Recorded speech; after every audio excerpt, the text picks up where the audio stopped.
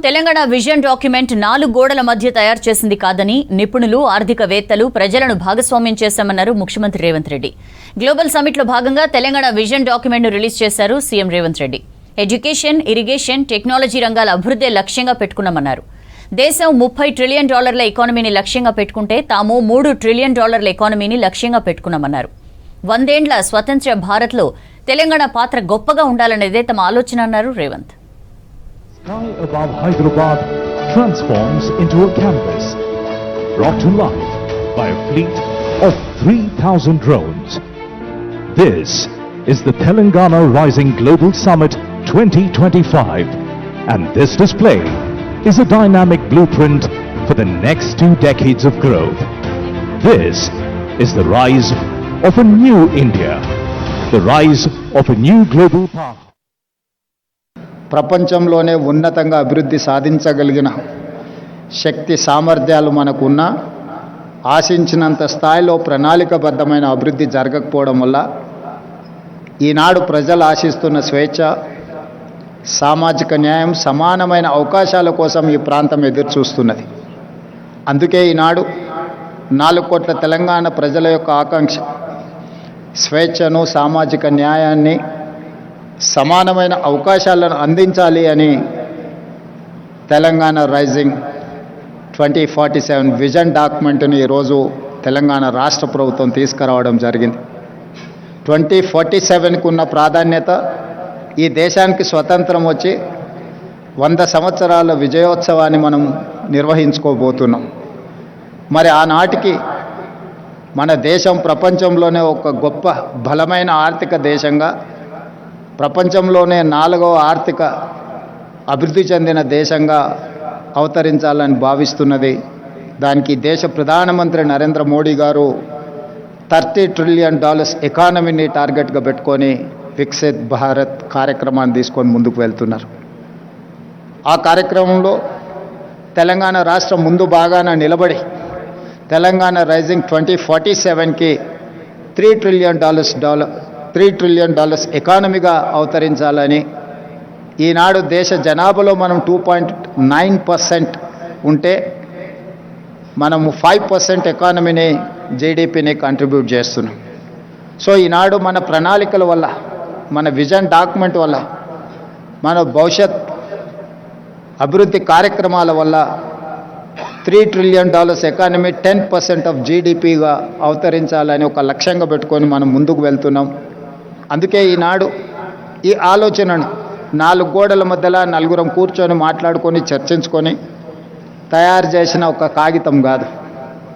ఇది 4 కోట్ల ప్రజల మధ్యలో చర్చించి ఈ ప్రాంతంతో సంబంధం ఉన్న ప్రపంచంలో రాణించిన వాళ్ళను అందరినీ ఇందులో భాగస్వాములను చేసి, ఇందులో మేధావులను లేకపోతే కొద్దిమంది పరిమితమైన ఆర్థిక నిపుణులనే కాకుండా సామాన్యమైన ప్రజల్ని, రైతులని, మహిళల్ని, విద్యార్థులను కూడా భాగస్వాములను చేసి ఈరోజు ప్రజలకు ఈ పాలసీ డాక్యుమెంట్ను అంకితం చేయదలుచుకున్నాం. గ్లోబల్ సమిట్ సక్సెస్ అయింది. తెలంగాణకు భారీగా పెట్టుబడులు వచ్చాయి. 2 రోజుల పాటు పలు కంపెనీలు ఎంఓయూలు కుదుర్చుకున్నాయి. దాదాపు 5,75,000 కోట్ల పెట్టుబడులకు అగ్రిమెంట్ జరిగింది. దీంతో 1000 ఉద్యోగాలు లభించనున్నాయి.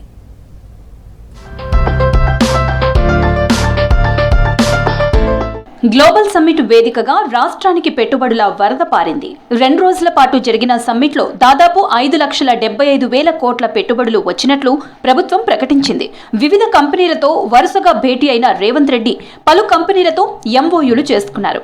ఏఐ రెడీ డేటా పార్క్ 70,000 కోట్ల పెట్టుబడులు పెట్టేందుకు అగ్రిమెంట్ చేసుకుంది. అరబిందో ఫార్మా కంపెనీ 2,000 కోట్ల పెట్టుబడులకు ఒప్పందం కుదుర్చుకుంది.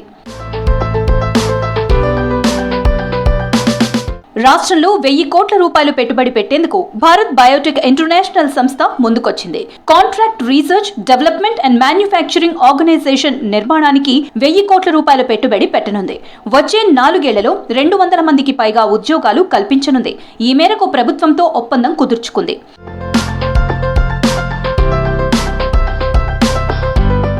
Food and agriculture RT centre కోసం ఫర్టిస్ ఇండియాతో తెలంగాణ ప్రభుత్వం ఒప్పందం చేసుకుంది. 2 దశల్లో ఫర్టిస్ ఇండియా 2,000 కోట్ల రూపాయల పెట్టుబడి పెట్టనుంది. ఫుడ్ అండ్ బెవరేజెస్ యూనిట్ 2 విస్తరణకు కేజీఎస్ ఇండియా అగ్రిమెంట్ కుదుర్చుకుంది. ఫ్రీజ్ డ్రైడ్ కాఫీ ప్లాంట్ నిర్మాణానికి వింటేజ్ కాఫీ అండ్ బెవరేజెస్ ఒప్పందం కుదుర్చుకుంది.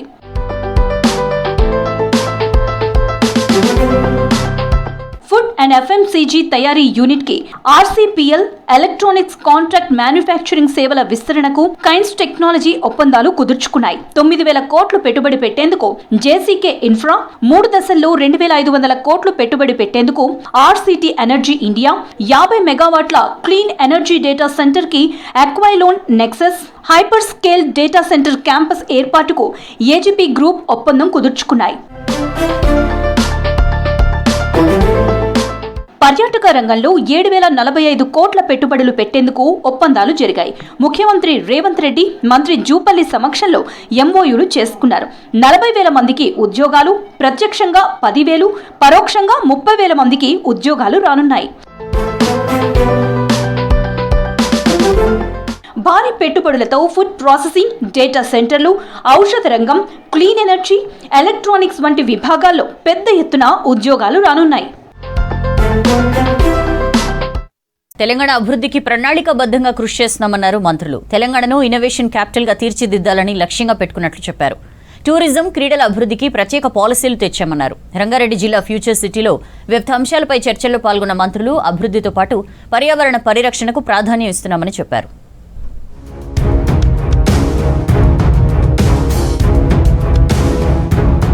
2047 కల్లా $3 ట్రిలియన్ ఎకానమీ లక్ష్యంగా సర్కార్ పనిచేస్తుందన్నారు deputy CM Bhatti Vikramarka. Deep tech, AI, quantum టెక్నాలజీపై స్పెషల్ ఫోకస్ పెట్టామన్నారు. రంగారెడ్డి జిల్లా ఫ్యూచర్ సిటీలో ప్యానెల్ డిస్కషన్ లో పాల్గొన్నారు Bhatti Vikramarka.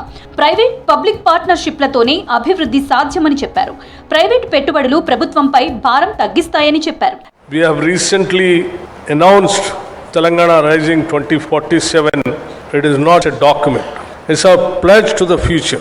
We have set an ambitious target to transform Telangana into a $3 trillion economy by 2047. I want to ground us in the numbers. Today, Telangana's economy is approximately $185 billion economy. రాష్ట్ర అభివృద్ధిలో life sciences కీలక పాత్ర పోషించిందన్నారు మంత్రి శ్రీధర్ బాబు. 25 ఏళ్ల కిందట ఏర్పడ్డ genome valley life sciences కి ప్రాణం పోసిందన్నారు. ఫ్యూచర్ సిటీ గ్లోబల్ సమ్మిట్ లో జీనోమ్ వ్యాలీ లైఫ్ సైన్సెస్ రంగంపై చర్చల్లో పాల్గొన్నారు శ్రీధర్ బాబు. బయోఫార్మా ఇండస్ట్రీ కోసం పాలసీ తీసుకువస్తున్నామని చెప్పారు. 25 years back, an idea has come. As a policy maker, we design so many policies, but ultimately it rests on the partners of this state and partners of the industry who makes it possible. Idea, the vision to make this Genome Valley into one of the renowned life sciences hub for tomorrow's world. రాష్ట్ర చరిత్రలోని మొదటిసారిగా road sector పాలసీని తీసుకువచ్చామన్నారు మంత్రి Komatireddy Venkatreddy. Rising Telangana road development programme కి ఇది పునాది అని చెప్పారు. Connected Telangana, integrated transport and urban rural connectivity topic పై జరిగిన ప్యానెల్ డిస్కషన్ లో పాల్గొన్నారు కోమటిరెడ్డి వెంకటరెడ్డి. రోడ్లు, రైల్వేలు, విమానయానం, డిజిటల్ మౌలిక వసతులు, కరెంట్, ఆరోగ్యం, లాజిస్టిక్స్ వంటి అన్ని రంగాలు ఒకేసారి ముందుకు వెళ్లేలా ప్లాన్ చేశామని చెప్పారు. Roads form the backbone of any progressive economy, and as we take giant leap to make Telangana $1 trillion economy, Telangana, my department is committed to connect all the mandal headquarters to with a double lane road to the district headquarters, from there to state capital Hyderabad. You might ask, how is that relevant to Telangana growth story? Well, it is good. Telangana ప్రభుత్వం అద్భుతమైన క్రీడా policy తీసుకువచ్చిందన్నారు మంత్రి వాకిటి శ్రీహరి. క్రీడాకారులకు ప్రోత్సాహకాలు అందిస్తున్నామని చెప్పారు. Global summit లో Olympic gold quest panel discussion లో వాకిటి శ్రీహరి, మంత్రి అజరుద్దీన్లతో పాటు క్రీడాకారులు పివి సింధు, గుత్తా జ్వాల, గోపీచంద్, అంబటి రాయుడు, అనిల్ కుంబ్లే పాల్గొన్నారు. క్రీడా అభివృద్ధిలో మైదానాల పాత్ర చాలా కీలకమన్నారు మంత్రి అజరుద్దీన్. ఫుట్బాల్ ని కూడా రాష్ట్ర ప్రభుత్వం ప్రోత్సహిస్తోందని చెప్పారు. తెలంగాణలో ఈసారి స్పోర్ట్స్ పట్ల ఒక పెద్ద ఎత్తున ఒక స్పోర్ట్స్ పాలసీ తీసుకొచ్చి గ్రామ స్థాయికి నుంచి క్రీడాకారుల్ని వెతికి దేశాని కోసం ఆడిపించే విధంగా రాబోయే 2036లో ఒలింపిక్స్ లో ఖచ్చితంగా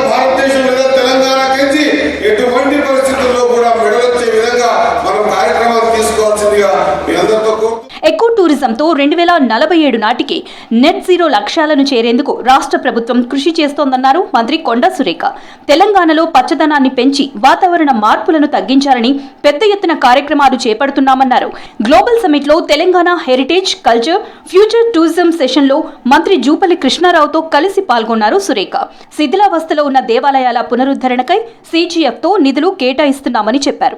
రాష్ట్రంలో పర్యాటక రంగం అభివృద్ధికి టూరిజం పాలసీ తెచ్చామన్నారు మంత్రి Jupally Krishna Rao. The government has introduced an ECO under the tourism policy 2025-30 with the Telangana Forest Development Corporation as the nodal agency.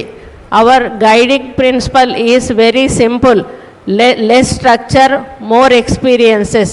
This means visitors should enjoy nature and wildlife without disturbing the environment. మరోవైపు global summit కి మంత్రి సురేఖ ఇందిరమ్మ చీరతో హాజరై ప్రత్యేక ఆకర్షణగా నిలిచారు. మహిళల ఆత్మగౌరవం కాపాడాలనే ప్రభుత్వం ఎంతో నాణ్యతగా ఇందిరమ్మ చీరలు తయారు చేయించిందని మంత్రి చెప్పారు. పార్లమెంట్లో ఓటర్ లిస్టుల ప్రక్షాళనపై వాడివేడి చర్చ జరిగింది. ప్రజాస్వామ్య పరిరక్షణకే SIR తెచ్చామన్నారు అధికార NDA ఎంపీలు. ఎన్నికల వ్యవస్థను బీజేపీ నాశనం చేస్తోందన్నారు ఎల్లుపి రాహుల్ గాంధీ. రాజ్యాంగ సంస్థలను గుప్పిట పట్టి అక్రమాలకు పాల్పడుతున్నారని ఫైర్ అయ్యారు. బీజేపీ చేస్తున్న ఓట్ చోరీ అతిపెద్ద దేశద్రోహమన్నారు విపక్ష ఎంపీలు.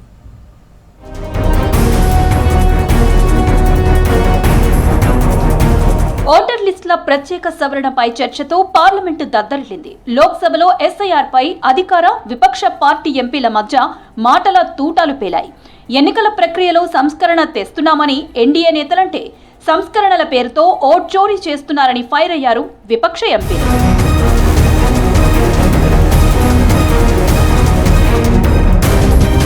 ఓటర్ లిస్టుల ప్రక్షాళనతో ప్రజాస్వామ్యానికి పునరుజ్జీవం తెస్తున్నట్లు చెప్పారు అధికార NDA ఎంపీలు. ఈవీఎంలను తెచ్చిందే కాంగ్రెస్ అని చెప్పారు. ఎన్నికల్లో వరుసగా ఓడిపోతుండటంతోనే ఎన్నికల సంఘంపై తప్పుడు ఆరోపణలు చేస్తున్నట్లు తెలిపారు. ప్రజాస్వామ్యాన్ని అపహాస్యం చేసింది గత కాంగ్రెస్ ప్రభుత్వాలన్నారు కేంద్ర మంత్రి మేఘ్వాల్. असल बात यह है कि बार बार होने वाले चुनाव में विपक्ष की हार में हमारे विपक्षी साथियों को हताशा और निराशा से भर दिया है. इनके लिए इनके पास कोई साधन नहीं है, कोई बहाना नहीं है, तो ये चुनाव प्रक्रिया में होने वाले सुधारों पर अंगुली उठाते रहते हैं. कभी इन्हें EVM में गड़बड़ी दिखती है, कभी इन्हें SIR की प्रक्रिया में कमी दिखती है. सच बात तो यह है कि इन्हें अपनी कमी नहीं दिखती है. దేశంలో ఎన్నికల వ్యవస్థను మోదీ సర్కార్ భ్రష్టు పట్టిస్తోందన్నారు లోక్సభ విపక్ష నేత రాహుల్ గాంధీ. రాజ్యాంగ సంస్థలను గుప్పిట పెట్టుకుని ప్రజాస్వామ్యాన్ని బీజేపీ, RSS అపహాస్యం చేస్తున్నాయని ఫైర్ అయ్యారు. వారికి నచ్చిన వారిని CECలుగా నియమిస్తూ SIR పేరుతో ఓట్ చోరీకి పాల్పడుతున్నారని విమర్శించారు. నకిలీ ఓట్లపై ఆధారాలు చూపించినా ఈసీ దగ్గర సమాధానం లేదన్నారు Rahul. Nowhere has the Election Commission answered my questions. The Election Commission has not told me why this lady's picture has appeared on the polling list. They have not told me why lakhs and lakhs of duplicate voters are existing. They have not told me why a BJP leader is coming from Uttar Pradesh to vote in Haryana. These are straightforward questions. And there is clear proof which I have put in front of the country. ఎన్నికల వ్యవస్థతో పాటు CBI, ED లాంటి సంస్థలను BJP గుప్పిట్లో పెట్టుకుందన్నారు Rahul. CBI chief ఎన్నిక నుంచి CJIని ఎందుకు తొలగించారని ప్రశ్నించారు. CECని రక్షించడానికి ప్రత్యేక చట్టం తేవాల్సిన అవసరం ఏంటని కేంద్రాన్ని నిలదీశారు. 45 రోజుల్లోనే CCTV ఫుటేజ్ ధ్వంసం చేసే నిబంధన ఎందుకని ప్రశ్నించారు. మోదీ, అమిత్ షా షెడ్యూల్ కి అనుగుణంగా ఎలక్షన్ షెడ్యూల్ ఇస్తున్నారని మండిపడ్డారు రాహుల్.